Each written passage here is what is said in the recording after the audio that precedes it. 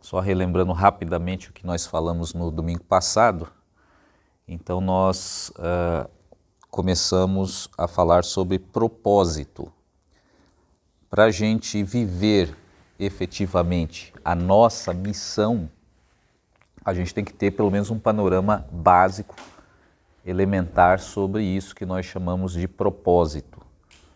Propósito geral do ser humano, propósito específico também da nossa vida ou de cada um de nós.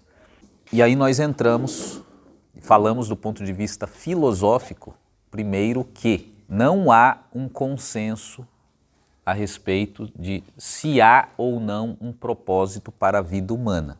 Tá? Isso a gente analisando do ponto de vista filosófico.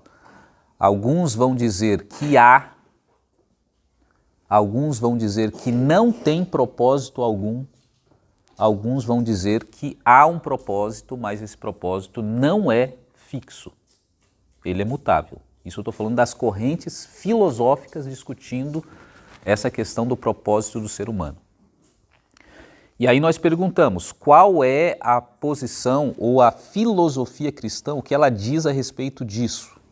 Ela defende que há um propósito para o ser humano determinado e fixo, que não é possível mudar, que não há propósito algum para a existência humana, ou diz que há um propósito, mas esse propósito pode ser alterado, ou, se você preferir, distorcido. Então nós vimos que o que a história bíblica apresenta é essa terceira opção, que o ser humano foi criado com um propósito.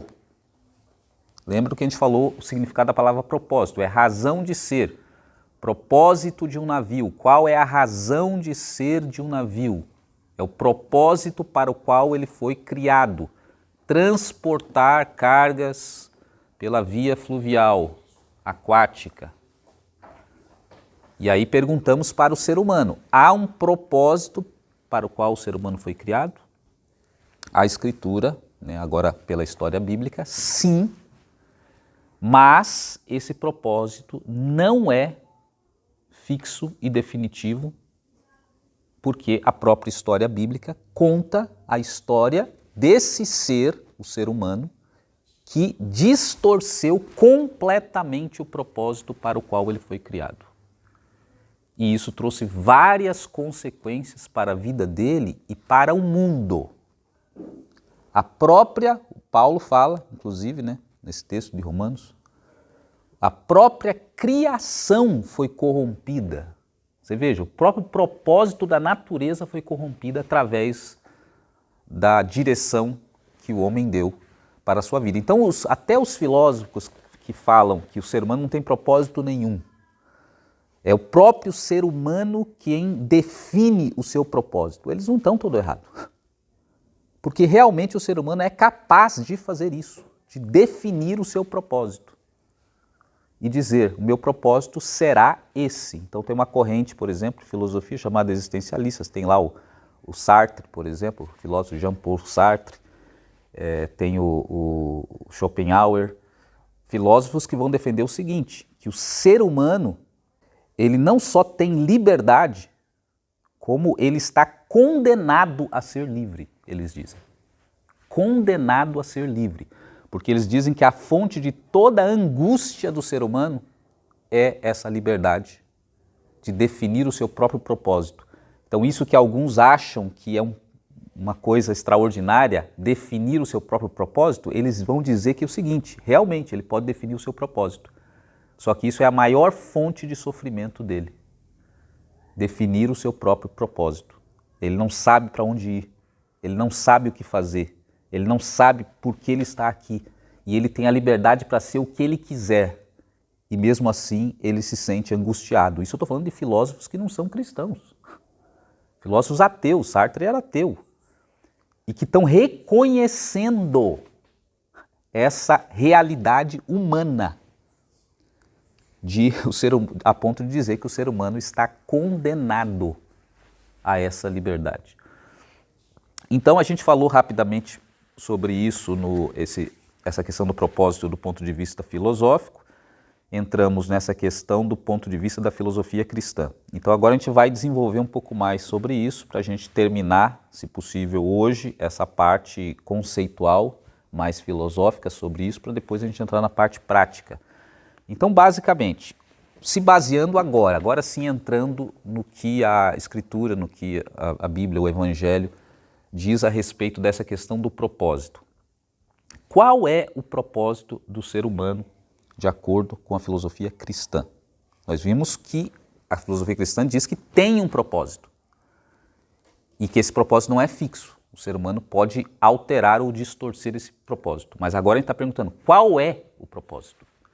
Primeira coisa, retorno novamente para o que a gente estava falando. Para você entender o seu propósito, primeiro você tem que compreender qual é o propósito do ser humano. Aí você vai conseguir entender depois, posteriormente, o seu propósito específico.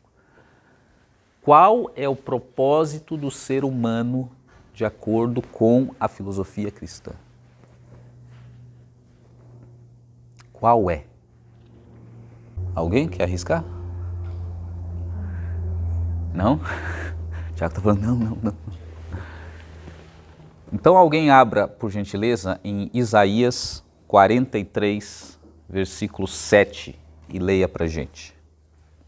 A todos que são chamados pelo meu nome e os que criei para a minha glória, eu os formei e também eu os fiz. Veja o que está dizendo esse texto. A gente falou que propósito é a razão de ser de algo. Propósito para o qual foi criado. E esse texto de Isaías, Deus está falando através do profeta o propósito para o qual ele criou o ser humano. Qual é? Para minha glória. Então veja bem, primeiro texto, a gente vai falar de 3 textos bíblicos aqui ao longo da aula de hoje, relacionados ao propósito. Primeiro texto é esse, que diz basicamente que nós fomos criados para quê? Para a glória de Deus, ou em outras palavras, para glorificar a Deus. Só que aí tem um problema, esse texto ele é incompleto. Por que é incompleto? Porque ele não esclarece para nós o que é glorificar a Deus. O que é você viver de uma forma que você dá glória a Deus? Eu os criei para a minha glória. Tá, mas isso acontece de que forma? Esse texto do Antigo Testamento não explica. E aí que vem a segunda questão que nós temos que fazer. De que forma Deus é glorificado por nós? Ou através da nossa vida, através de nós. E aí nós entramos nesse segundo texto, foi o que nós lemos hoje. Romanos 8, 28 a 30. Porque esse texto diz o seguinte, 28. Sabemos que todas as coisas cooperam para o bem daqueles que amam a Deus, daqueles que são chamados segundo o seu decreto ou propósito. Paulo vai puxar essa questão do propósito de novo do ser humano. E agora ele, Paulo, explica o propósito na sequência. Olha o que ele diz na sequência. Porque os que dantes conheceu, também os predestinou. Está falando de propósito. Predestinar é você ter algo no futuro que você vai conduzir aquilo para aquele lugar, o qual foi predestinado. Predestinou para quê? Propósito. Para quê?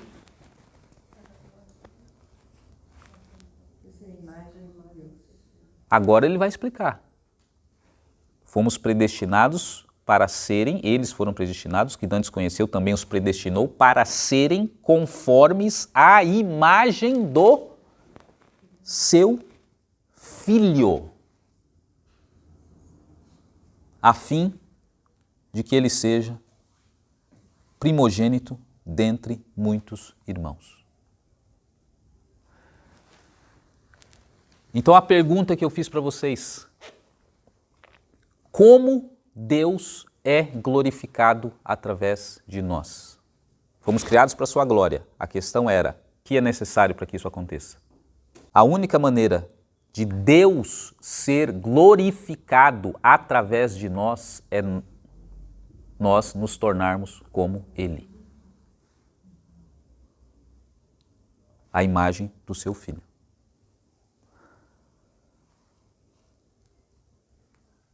E isso parece tão óbvio, né? Mas precisa ser revelado para a gente. Não tem o que a gente possa fazer nessa vida e nesse mundo que possa glorificar a Deus. Deus é autossuficiente, Ele não precisa de nada. O que nós poderíamos fazer para glorificar a Deus? Não faz sentido isso. Quer dizer, só tem uma coisa que nós poderíamos fazer que realmente traria glória para Deus. É nós nos tornarmos como Ele. Nós nos tornarmos a imagem dEle. No caso do seu Filho, que é a revelação encarnada dEle. É a única maneira de Deus ser glorificado através da nossa vida. E olha que interessante, porque a palavra glória aparece aqui também. E ele continua: e aos que predestinou, a esses também chamou, e aos que chamou, a esses também justificou, e aos que justificou, a esses também glorificou. Então lá no Antigo Testamento está dizendo que Deus nos criou para a glória dele. E aqui Paulo está dizendo que Deus nos criou para nos glorificar. Como assim? Claro, se nós nos tornarmos a imagem dele, nós nos tornaremos participantes da sua glória. Mas a única maneira é se nós nos tornarmos como ele. Então a gente poderia resumir a questão do propósito do ser humano da seguinte maneira, tentando trazer em termos mais atuais, talvez que a gente consiga compreender, ter alguns insights. O propósito do ser humano é crescer, é ser transformado, não gosto de usar essa palavra, porque é usado por outros, evoluir, usado por outras religiões, não gosto de usar muito, mas crescer, evoluir, avançar, progredir, desenvolver, aperfeiçoar, são todos sinônimos. Porque quando você fala que tem um ser que tem essa estatura, é assim, e eu quero que ele se transforme nessa imagem, do que eu estou falando? Eu estou falando que ele precisa crescer. Ele precisa se desenvolver para chegar lá. Ele precisa se aperfeiçoar, ou ser aperfeiçoado, melhor dizendo, para chegar lá. Então o propósito de Deus com a humanidade é tirar ela daqui e fazer ela chegar lá. É o desenvolvimento, é o aperfeiçoamento, é o crescimento. E é interessante porque várias tradições religiosas e filosóficas também mencionam esse propósito. O propósito do ser humano é crescer, o propósito do ser humano é evoluir, o propósito do ser humano é se aperfeiçoar. Não é só a fé cristã que defende isso. Várias tradições religiosas falam isso. Por exemplo, Aristóteles, dentro da tradição filosófica grega, dizia que a finalidade ou o propósito do ser humano é a felicidade. Agora, como ele chega nessa felicidade? O que Aristóteles vai defender lá? Através da construção de virtudes e da remoção dos vícios. Olha o que Aristóteles está falando, antes de Cristo. Está dizendo que o propósito do ser humano é a felicidade e como ele atinge essa felicidade, removendo os vícios da sua vida e desenvolvendo as virtudes. Então esse propósito, irmãos, de crescer de evoluir, é tão abrangente que até mesmo ateus, agnósticos, alguém que acha que não tem propósito nenhum na vida, que é você mesmo que define o propósito, não discorda de que é algo realmente de grande valor e importância na vida humana. Crescer, se desenvolver, aperfeiçoar. Então, primeiro, do ponto de vista geral, mais filosófico, teológico, o propósito é crescer. O propósito do ser humano é ser transformado, é se aperfeiçoar ou ser aperfeiçoado ou evoluir. Então esse é o primeiro ponto que é consensual, veja, em boa parte das tradições religiosas. É consensual, não é algo exclusivo da fé cristã. Mas aí que vem a diferença. O que é evoluir realmente? O que é crescer realmente? O que é ser aperfeiçoado realmente? O que é progresso?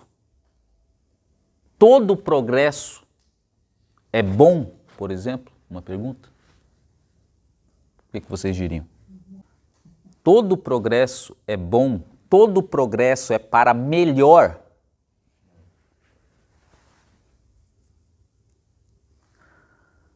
É evidente, irmãos, que não é, e esse é um dos grandes dilemas, por exemplo, da sociologia, porque o mundo, por exemplo, hoje, o nosso mundo está progredindo, está avançando em progresso a passos largos. E a pergunta é a seguinte, mas ele está melhorando à medida que ele progride, à medida que ele avança, à medida que ele se desenvolve?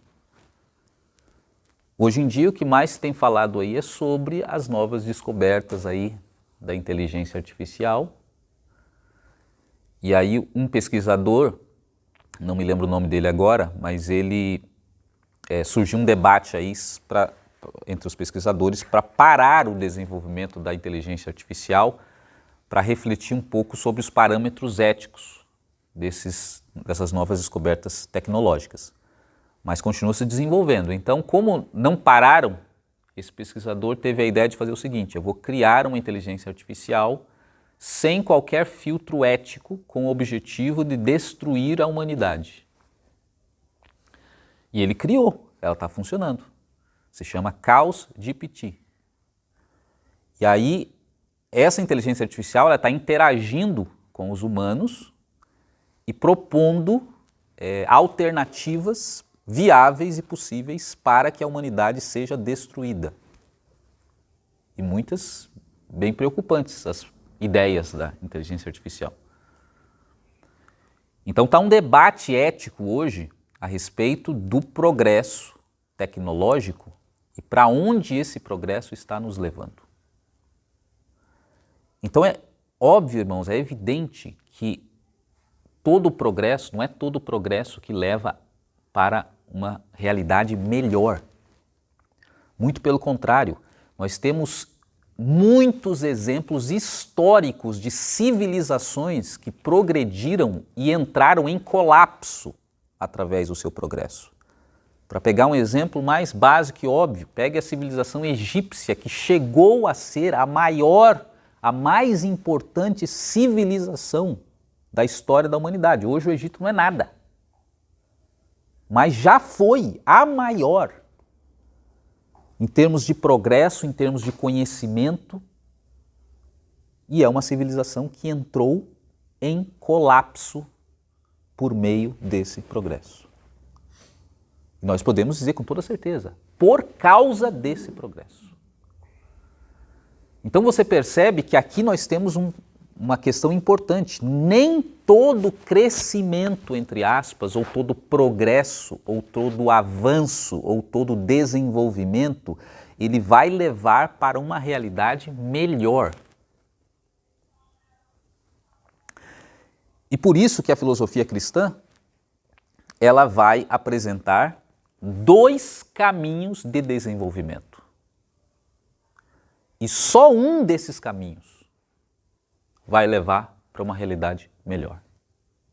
O outro vai levar à infelicidade, à destruição, ao colapso. E Romanos 8 aqui, o texto que nós lemos, ele aponta exatamente qual é a referência de progresso, de crescimento, de avanço, que vai levar ao fim, como diz o texto bíblico, que desejais. Qual é a referência de crescimento desse texto de Romanos 8? É crescer em direção a quê, especificamente, que é o que nós estamos falando? De acordo com o texto aqui de Romanos 8, é chegarmos à estatura de Cristo, né? Nos tornarmos parecidos com Jesus, que esse é o propósito de Deus aqui. É sermos conformes à imagem de Jesus, ou seja, o nosso ponto de chegada é se tornar parecido com Cristo aqui na Terra. Exato. Essa é a referência de crescimento. Você veja que o Romanos 8, ele fala realmente, pode ser entendido assim, qual é o propósito do ser humano? Crescer, desenvolver. Quanto a isso, a maioria das tradições religiosas concordam, e filosóficas. Toda a discussão está em o que é realmente crescer em direção a algo que realmente é bom. E aí, o texto bíblico, a revelação bíblica vai dizer o seguinte: crescer em direção a algo sustentável, que é bom, que vai levar ao fim que nós desejamos, é crescer em direção a essa imagem de Cristo. E não é necessariamente a vida eterna, irmã, porque até aqueles que não creem têm vida eterna. Eles também vão viver eternamente. Só que a vida eterna que eles terão, o destino dessa vida, é que não será bom. Então, claro, a gente entende que o Evangelho de João, principalmente, quando ele fala de vida eterna, ele está relacionando com a vida abundante, que é esse fim que nós estamos falando. Mas qual é o caminho para chegar nessa vida? É o que o André está dizendo ali, que é o texto também que Paulo fala ali. É você se tornar a imagem de Jesus, porque se você se transformar em qualquer outra imagem, o fim não vai ser esse. E por isso que o fim do Egito foi aquele, e por isso que o fim da Babilônia foi aquele, e por isso que a Babilônia é usada na Escritura como um símbolo daqueles que estão progredindo. Veja a grande Babilônia no Apocalipse, que é o progresso máximo. Mas qual é o fim? Destruição, aniquilação, inferno. E é muito simples, porque essas civilizações de grande progresso na história da humanidade não entraram em colapso eventualmente, porque o ser humano é um ser social, primeira coisa, é um ser coletivo. E ele não vive sozinho. E nem sempre o projeto que melhora a vida de uma pessoa melhora a vida da outra. Nem sempre o projeto que melhora a vida de um grupo melhora a vida do outro grupo. E quando isso não acontece, entra em colapso. E é fácil você ver isso claramente num casamento. Vamos pegar a menor comunidade que existe, de duas pessoas, o casamento. A gente sabe que tem muitos casamentos que entram em colapso também. Por mais que sejam só duas, imagina, duas pessoas. Agora, qual é a pergunta-chave? Por que entram em colapso? Entram em colapso porque o que eventualmente pode estar sendo bom para o crescimento de um pode não estar levando ao crescimento do outro. Por exemplo, uma relação de exploração. Você tem lá um dos cônjuges que explora o outro. Não é sustentável. Se um dos cônjuges explora o outro por um tempo suficientemente longo, não é uma relação que se sustenta a longo prazo, eventualmente ela entra em colapso. Só que isso vale para qualquer tipo de sociedade, seja de 2 pessoas, ou de 5, ou de 10, ou de 100, ou de 1000, ou de 1 milhão. Então isso, irmãos, eu estou falando aqui de observação empírica da realidade. Essa observação mostra que há caminhos de desenvolvimento que levam ao colapso, levam à infelicidade, levam à destruição. Você não precisa nem da Bíblia para constatar isso. Então, na filosofia cristã, há uma referência de crescimento que é a imagem de Cristo.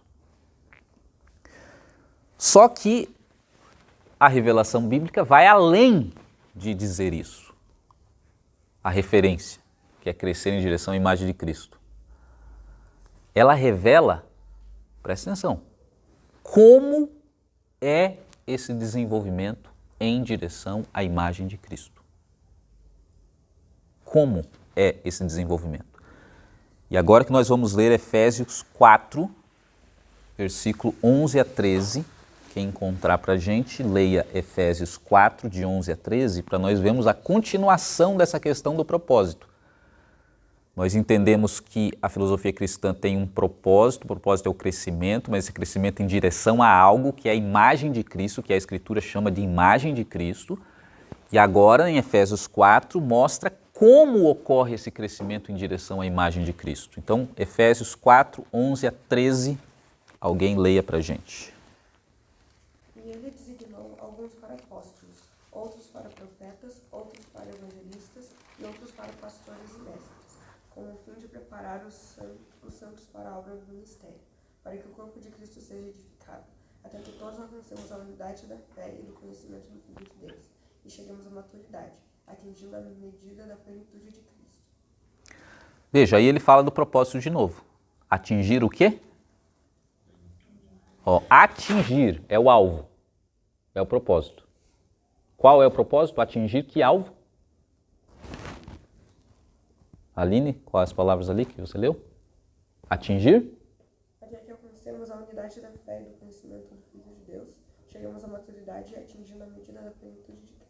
Atingindo a medida da plenitude. O que significa a palavra plenitude mesmo? Completo, total. Você está entendendo o que ele está dizendo? Plenitude de Cristo. Esse é o objetivo. Só que antes disso, ele fala como chegou lá. Versículo 11. O que diz antes, no versículo 11, então? E ele designou alguns para apóstolos, outros para profetas, outros para evangelistas e outros para pastores e mestres. Querendo? Com o fim de preparar os santos para a obra do ministério, para que o corpo de Cristo seja edificado. Olha, ali fala, com o fim de preparar. O meu aqui, querendo o aperfeiçoamento ou crescimento. Pergunta que eu faço para vocês. Como se chega a essa medida da estatura de Cristo? É sozinho ou é coletivamente? Segundo esse texto.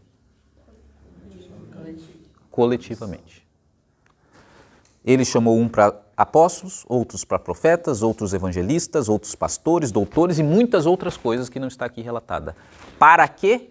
Com o fim de que sejam aperfeiçoados, edificado o corpo de Cristo até que cheguemos a essa unidade da fé. Então presta atenção nesse detalhe. A imagem de Cristo não é individual. É coletiva. Nós só chegamos à imagem de Cristo coletivamente. Você na sua casa, sozinho, assistindo pregação na internet, você não será aperfeiçoado. É coletivamente. Ninguém vai chegar à imagem de Cristo sozinho, individualmente. Você pode se isolar no mosteiro, como muitos tentaram fazer, né, no passado, principalmente de tradição católica, ou ficar lá fazendo disciplinas, vivendo lá no asceticismo, pegando um chicotinho e batendo nas suas costas. Sozinho, você não vai sair do lugar em relação à imagem de Cristo. O versículo ali, ele coloca uma lista de ministérios, né, que a gente pode colocar, de funções, e esses ministérios, essas funções que têm a ver com a nossa prática da missão, elas só existem por causa do outro. Todos se relacionam com o próximo. Evangelismo, profeta, tudo, nada é individual, né? Tudo tem a ver com o próximo, com o outro, que é a missão do Evangelho. Então não tem como negar isso. Então, o aperfeiçoamento, ele ocorre na convivência e na colaboração com os outros. Então, esse é o nosso segundo texto relacionado ao propósito. Ou o terceiro, né? Já perdi as contas aqui. Então vamos para o quarto. Eu falei que era 3, mas são 4 na verdade aqui, né? E agora nós entramos no quarto e último texto sobre propósito, que é João capítulo 17. João capítulo 17. Você pode abrir lá, deixa eu achar o versículo aqui que eu não lembro. O próprio Jesus falando a respeito desse propósito na sua última oração, oração sacerdotal, a partir do versículo 20. Quem encontrou, leia do versículo 20 ao 22. Não peço somente por eles, mas também em favor das pessoas que vão crer em mim, por meio da mensagem deles. E peço que todos sejam um, e assim como tu, meu Pai, estás unido comigo, e eu estou unido contigo. Que todos os que crerem também estejam unidos a nós, para que o mundo creia que tu me enviaste. A natureza divina que tu me deste, eu reparti com eles, a fim de que possam ser um, assim como tu e eu somos um. Isso. Qual é a palavra que mais se repete aí? Um. Vou ler na minha versão. Não rogo somente por estes. Estes são quem que Jesus está falando? Os discípulos que estavam com ele ali no Getsêmani. Mas por aqueles que vierem a crer em mim. Quem são esses? Nós. Que vierem a crer. Nós. Ele está orando pelos discípulos, por nós, por aqueles que creem. Hão de crer em mim. Para quê? Para que indica o quê? Finalidade, propósito. Qual é o propósito que Jesus está orando? Para que eles sejam um. E por isso que eu não gosto da palavra que está na tradução do Tiago ali, não sei se é a linguagem de hoje, o que é. Sejam unidos. Porque unidos, né, uma associação de bairro podem estar unidos em prol de alguma causa, mas ele está falando que sejam um como eu sou com o Pai.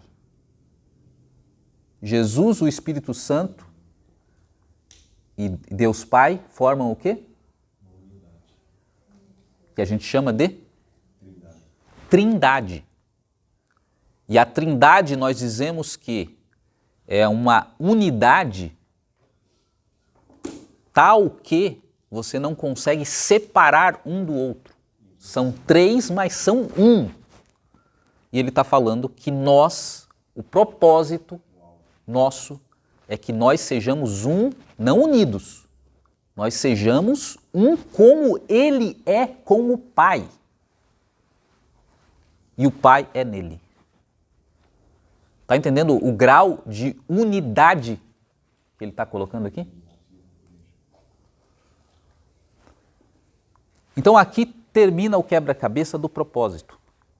Vamos resumir. Lá do Antigo Testamento, propósito, nós fomos criados para quê? Para glorificar a Deus.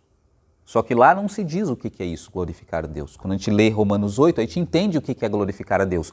Esse glorificar a Deus é nós nos tornarmos como Ele, a imagem do seu Filho. Nós crescemos em direção a algo, a imagem do seu Filho. Agora, o que é ser a imagem do seu Filho? Ou a imagem de Deus? É todos nós, coletivamente, termos essa mesma essência que há na Trindade.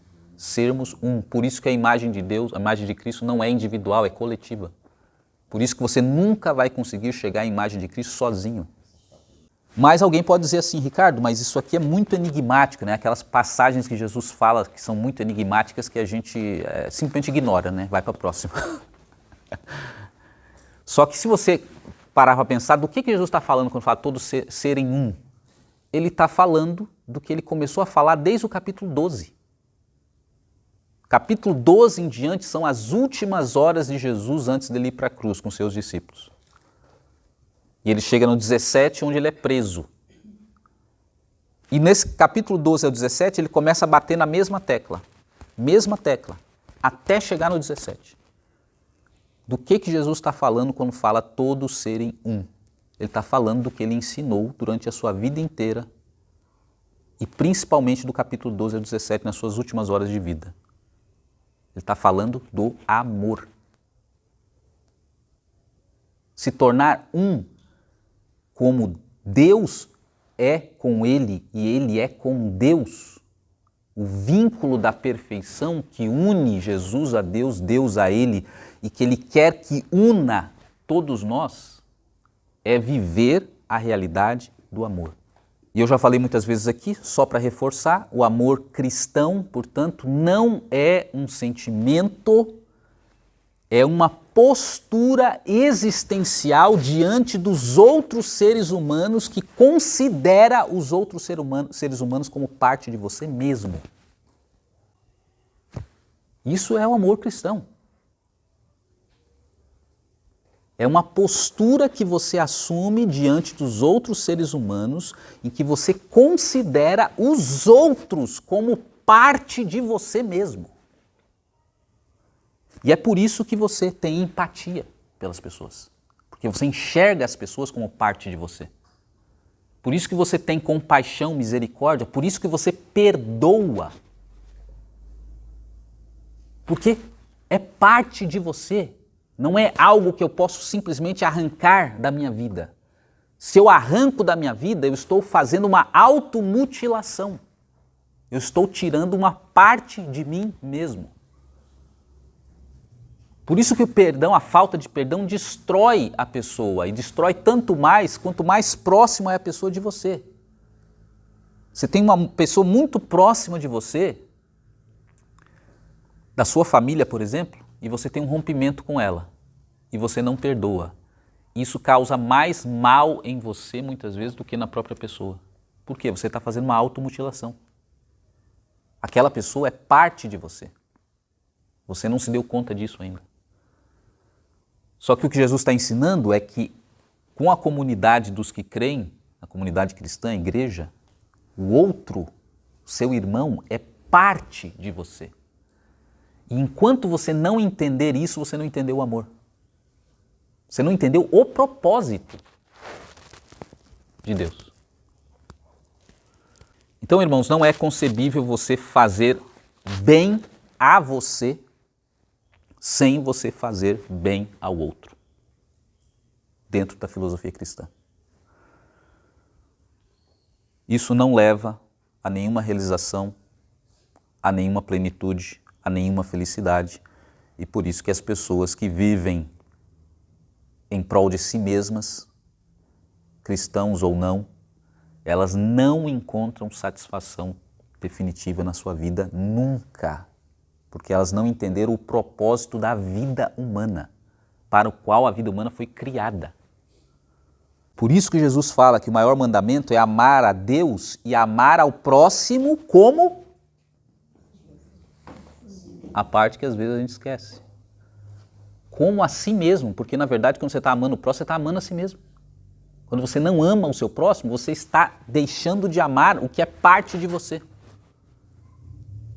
E isso tem efeitos na sua vida também. Você não amar o outro. Mesmo que você não perceba isso ou nem acredite nisso. Mas tem efeitos na sua vida. Por isso a regra de ouro vai dizer exatamente isso. Faça aos outros o que você gostaria que fizessem para você. Percebe? Tudo que Jesus está ensinando é tentando mostrar o que é o amor. Veja, você tem que começar a entender o outro como parte de você mesmo. Então a síntese aqui é: o amor cristão é uma postura existencial de considerar os outros como parte de si mesmo.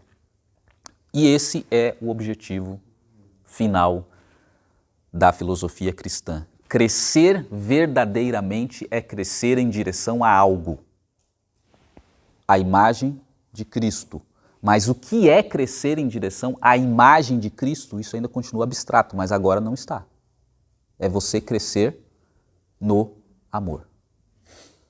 Nesse amor cristão que eu estou me referindo, de entender o outro como parte de si mesmo, ou seja, ser um, como Deus é no Filho e o Filho é no Pai.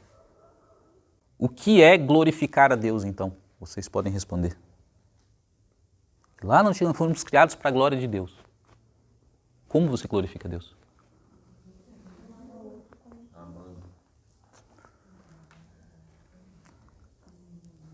Se você realmente incorporar esse amor cristão, você começa a glorificar a Deus porque você está começando a viver a vida da Trindade. Você começou a entrar nessa realidade de vida da própria Trindade. Então é claro, você está começando a se tornar como Jesus. Você está começando a se tornar como Ele.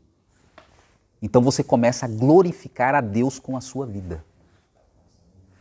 Então veja que a fé cristã entende o propósito do ser humano como algo muito específico, crescer em amor, nesse amor cristão. E isso é você se parecer cada vez mais com Deus, porque o apóstolo João diz lá em 1 João, ou 2 João, não me lembro, que Deus é amor. Deus é amor. Você quer se parecer com Ele, você tem que crescer no amor. Quanto mais você cresce no amor, mais você se parece com Deus. E por isso que Paulo fala, você pode fazer o que você quiser, se não tiver amor, você não está glorificando a Deus. Qualquer aperfeiçoamento, irmãos, qualquer progresso, qualquer desenvolvimento que não é crescimento no amor, vai em direção ao colapso. Que é o que o André estava mencionando ali. O mundo está buscando crescimento. Todo dia. E cresce num ritmo assustador. Só que é crescimento em direção ao amor? Não. Eles estão indo em outra direção. E qual é o destino? Destruição. Colapso. Infelicidade. Angústia. Como os filósofos já perceberam. Isso está na base de toda a estrutura da sociedade, né? Porque se a gente vai ver a história, as guerras, tudo o que aconteceu, de toda a maldade, né, de humano contra humano, é essa questão que está na base. É essa falta de Cristo, né, que é o aglutinador ali, que é o que aproxima os seres, né, não afasta, não coloca um antagonista ao outro. E aí você vê por que não é possível caminhar nessa direção sem você conhecer a Deus. Porque nós estamos falando de um amor que não é um sentimento, não é um amor romântico, não é um amor que tocam nas músicas. A gente está falando desse amor que há na Trindade. Sem você conhecer a Trindade, Jesus, a obra de Deus, tudo que Ele fez, você não enxerga o que é esse amor. Só que também você pode conhecer a história de Jesus e não viver esse amor. Você conhece a história, você faz a oração, mas você não está caminhando em direção a esse crescimento no amor. Você pode estar caminhando em direção ao crescimento do mundo, conhecendo toda a história, e não está caminhando em direção ao crescimento do amor. Que é o que eu estava compartilhando com a irmã aqui na oração. Tem muitos cristãos hoje, que são os desigrejados, que não entenderam, eles dizem que acreditam, estão nas suas casas, assistem internet e tudo, mas eles não entenderam que o crescimento que leva a essa imagem é aqui, coletivo, exercitando o amor. Então, irmãos, qual é o propósito do ser humano? Resumindo em uma frase, crescer coletivamente no amor. E a partir do domingo que vem, como não deu tempo para terminar o último, faltou um pedacinho pequeno só, tá? Eu vou entrar nos detalhes práticos de como nós crescemos no amor. E aí você vai entender como o seu propósito de vida específico pode se enquadrar, encaixar nesse propósito maior do ser humano, que é crescermos coletivamente no amor, entendendo o que é o amor cristão. Ok? Então, vamos passar para outra parte, continuamos domingo que vem.